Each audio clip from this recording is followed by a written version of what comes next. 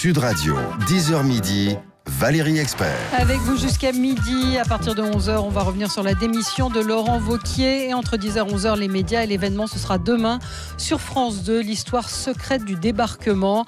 C'est dans le cadre de l'émission Cellule de crise qui est présentée par Julien Bugier. Et on en parle avec vous. Pardon, excusez-moi, j'ai perdu ma feuille. Michael Gage, vous êtes le réalisateur de ce documentaire assez formidable qui raconte l'histoire secrète du débarquement. Alors on a tout, on parle du débarquement qu'on va commémorer jeudi prochain, ce 6 juin, et on sait assez peu ce qui s'est passé, et ce documentaire a le mérite de raconter les dessous de ce débarquement. Alors la façon dont les Alliés ont mystifié pendant 2 ans. Moi, j'avais peut-être appris ça à l'école, mais j'ai complètement oublié comment ils ont mystifié Hitler et les nazis. Mais effectivement, si vous voulez, quand on est parti sur ce sujet-là, la grande question qu'on s'est posée, évidemment, c'est comment aborder ce sujet que le grand public connaît ou a le sentiment de connaître, qui a beaucoup été traité par la fiction, par des docus, etc. Et on s'est dit que le sujet le plus percutant était de raconter comment l'événement avait été préparé, pensé, imaginé dans les mois qui ont précédé cet événement. Et effectivement, il y a cette histoire incroyable. Si vous voulez, les Alliés battre les Allemands, percuter les forces d'Hitler, c'est pas facile. Non, parce qu'on voit le documentaire commence comme ça, où on voit les centaines, milliers de morts qu'il y a eu, et la difficulté d'affronter les troupes nazies. Effectivement, c'est un défi incroyable. Donc, ce qu'ils vont se dire, c'est qu'il va falloir tromper Hitler. La grande ambition des Alliés, c'est de faire croire à Hitler que le débarquement aura lieu dans le Pas-de-Calais. Ce qui peut paraître logique, c'est la route la plus courte entre l'Angleterre et la France. C'est la route la plus courte pour aller ensuite à Berlin. Donc ils vont tout faire pour faire croire aux Allemands que le débarquement aura lieu dans le Pas-de-Calais, alors qu'en réalité, le débarquement aura lieu en Normandie. Et pour faire ça, ils vont imaginer des stratagèmes absolument incroyables. Ils vont créer une fausse armée avec des images que vous découvrirez dans le documentaire, des chars en caoutchouc, des faux avions, etc., qui positionnent dans le sud-est de l'Angleterre pour faire croire au service allemand qu'une attaque se prépare dans le Pas-de-Calais. Ils vont aussi créer un faux trafic radio absolument incroyable pour faire croire que cette fausse armée existe. Et puis, il y a tout le travail des agents doubles, c'est-à-dire des espions qui vont envoyer des fausses infos aux Allemands pour leur faire croire que le débarquement aura lieu dans le Pas-de-Calais. Oui. C'est la grande opération Fortitude qui a été souvent évoquée et détaillée.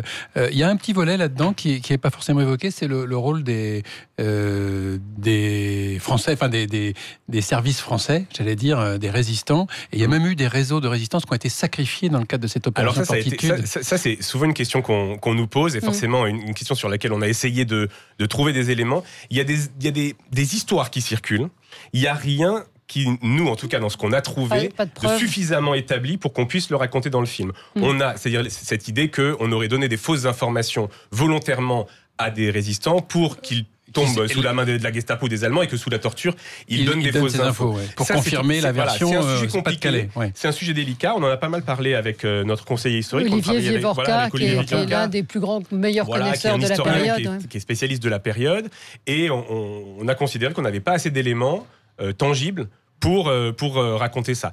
Il n'empêche que oui, il y a eu des mensonges, oui, il y a eu des coups tordus absolument incroyables, mais des sacrifices, on n'a pas les éléments, on n'a pas de preuves en tout cas pour pouvoir raconter ça, et il faut quand même être prudent sur un sujet comme celui-là. La forme de votre documentaire est remarquable, vraiment on peut le dire. Merci. Parce que vous réussissez. Alors d'abord, il y a des images d'archives assez rares, et puis vous y mêlez de la reconstitution. Alors je vous ai dit quand vous êtes arrivé, moi j'aime pas trop ce genre de truc, mais vous l'avez fait de façon assez subtile, où vous faites incarner effectivement les différents protagonistes par des comédiens, et c'est extrêmement, ça apporte vraiment au documentaire. Effectivement, le parti pris de ce hors-série de Cellule de crise, c'est de raconter cette histoire, non pas via des experts ou via des historiens ou des spécialistes. Il n'y a aucun testimonial. Voilà, c'est pas ce qu'on appelle des gens face caméra. Non, voilà, c'est ça. Mais c'est de raconter l'histoire. Fort. Si vous voulez, ce qu'on a essayé de faire, c'est de raconter cette histoire en immersion. En immersion, dans les coulisses, à travers la voix de ceux qui ont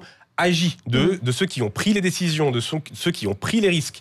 Donc on a en fil rouge des personnages comme Churchill, De Gaulle, Eisenhower, côté allemand aussi, avec le maréchal Rommel qui est un personnage très important, qui dirigeait toute une partie des forces allemandes, et on leur fait Alors, c'est pas vraiment du docu-fiction. Je suis pas sûr qu'on puisse qualifier ça comme ça. C'est ça qui est bien, c'est que c'est pas des acteurs qui rejouent. Enfin, c'est ça, on joue pas des scènes. Je sais pas comment vous avez fait, mais c'est très réussi. Très bien fait, oui. On leur fait dire des textes pour que vos auditeurs sachent. Les mémoires, voilà, qui sont des textes authentiques, tirés des archives, donc tirés des mémoires, tirés des lettres, tirés des documents secrets qui peuvent être accessibles aujourd'hui. Donc tout ce qui est dit, c'est une parole authentique, c'est une parole vérifiée, mais c'est un texte qui est dit par des comédiens qui incarnent Churchill, De Gaulle et les autres. Et il y a aussi évidemment des archives. Des archives qui portent le film. Globalement, en regardant votre film, on a quand même l'impression que c'est les Anglais qui ont tiré tous les fils et que De Gaulle n'a presque rien fait pour la libération de la France. Alors, effectivement, c'est un point qu'on aborde. Les Britanniques et les Américains sont effectivement à la manœuvre. De Gaulle est écarté des préparatifs. Pas de tout, même. Oui, si vous voulez, il y a les résistants.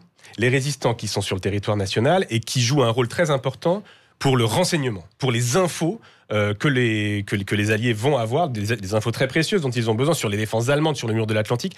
Les renseignements envoyés depuis la France par les résistants, c'est très important. Mais De Gaulle, lui, au niveau politique, il est laissé à l'écart. Les Anglo-saxons, les Américains voulaient plutôt Vigan que De Gaulle. Donc, ils préféraient très longtemps. Ils préféraient Giraud, ils préféraient d'autres gens, et même Vichy d'une certaine manière. C'est une histoire compliquée, mais en tout cas, De Gaulle, lui, il n'est pas dans le coup.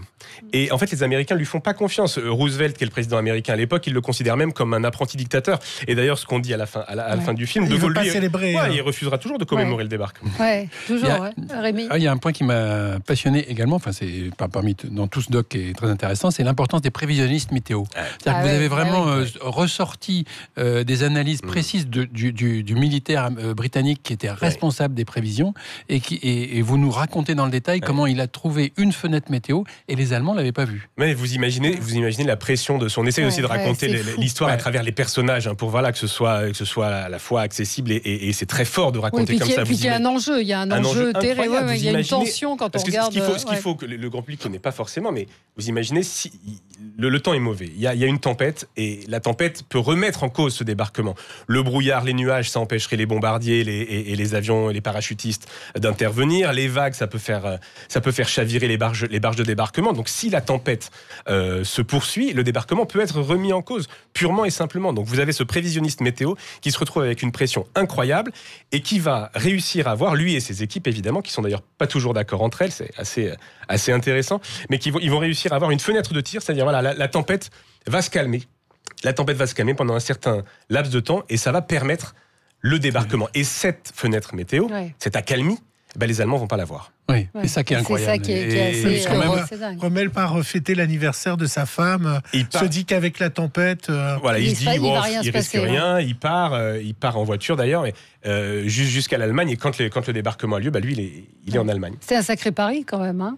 C'est une histoire dingue. C'est une histoire, quand on se replonge dans cette histoire, on est frappé par la dimension romanesque. Et d'ailleurs, on comprend que le cinéma se soit saisi de cette histoire parce que c'est absolument hallucinant. Et jusqu'au dernier moment, d'ailleurs, ils sont très inquiets. Ils savent pas si ça va marcher.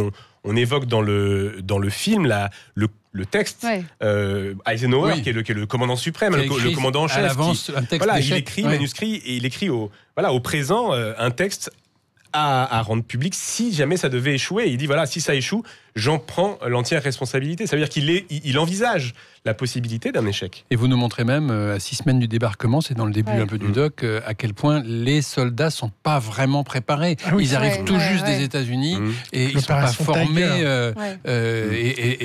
On raconte ça à travers effectivement un épisode qui est pas très connu. Environ 6 semaines du débarquement, il y a une répétition, un exercice. Il faut préparer les gars à intervenir. C'est une opération sur le plan logistique et militaire très compliquée. Et cet exercice va tourner au fiasco parce qu'ils vont tomber sur une patrouille de navires allemands et ça va très mal se passer. Ne manquez pas demain soir sur France 2 l'histoire secrète du débarquement. Donc c'est présenté par Julien Bugier. Il faut expliquer qu'il est présent sur les plages et il est totalement intégré au documentaire. En réalité virtuelle, c'est dans des scènes parfois c'est très très très bien réalisé. C'est impressionnant. C'est en tout cas bravo Michael Gage. Donc vous avez réalisé cette histoire secrète du débarquement avec cette histoire quand même assez dingue. Encore une fois, on redécouvre des choses qu'on avait peut-être pu apprendre en histoire, mais là vous êtes vraiment dans l'exactitude historique et dingue de cette histoire. Et à la fin du doc, on zappe sur TMC. Ah oui, parce que votre doc, oui. Voilà, mais ce sera donc demain à 21h, l'histoire secrète du débarquement. Merci à vous. On se retrouve tout de suite pour les 30 secondes pour convaincre. Sud Radio, le 10h midi, les médias. Vous avez 30 secondes pour convaincre. Alors Gilles ? Alors Valérie, ça va tacler, c'est Canal+ qui vous fait cette promesse, ça va tacler football et humour. C'est une grande soirée inédite avec des sketchs d'humoristes inspirés évidemment de mauvaise foi comme tout bon fan de football. C'est présenté par Julien Cazard et Sébastien Toen. C'est déjà sur MyCanal. Et évidemment, on a téléphoné à Sébastien Toen et on lui a donné 30 secondes pour nous convaincre de se brancher sur ce spectacle humoristique. Français, salut à toutes et à tous. Ce soir, vous avez deux options, évidemment. Ou être devant un téléfilm pourri sur TF1, ou être devant Netflix avec un gilet jaune en train de déprimer, ou regarder Canal+, l'émission Ça va tacler à l'Olympia, des sketchs, un spectacle, du football. Il y aura évidemment des humoristes, il y aura Julien Cazard, Baptiste Caplin, Guillermo Guis. Il n'y aura pas que des bouffons, il y aura aussi moi, Sébastien Toen. Et ce sera un plaisir de vous voir et on sera tous en gilet jaune, parce que finalement, on est tous des gilets jaunes. Cazard le premier. Bon, voilà. Très bien. Écoutez, c'est un bon teasing. Voilà. Ce soir, le jour le plus long, on l'a évoqué avec Patrick Roger ce matin, le jour le plus long, effectivement, c'est un film qu'on revoit à chaque fois, en tout cas avec beaucoup d'intérêt, et c'est un grand film. Camping Paradis sur TF1, c'est tout autre chose. Meurtre au paradis sur France 2. Mouche, c'est la nouvelle série fiction de Canal+. La mort d'Auguste sur France 5, Le meilleur pâtissier sur M6. Que la bête meurt, un très bon Chabrol sur Arte. Appel d'urgence sur TFX pour les fans.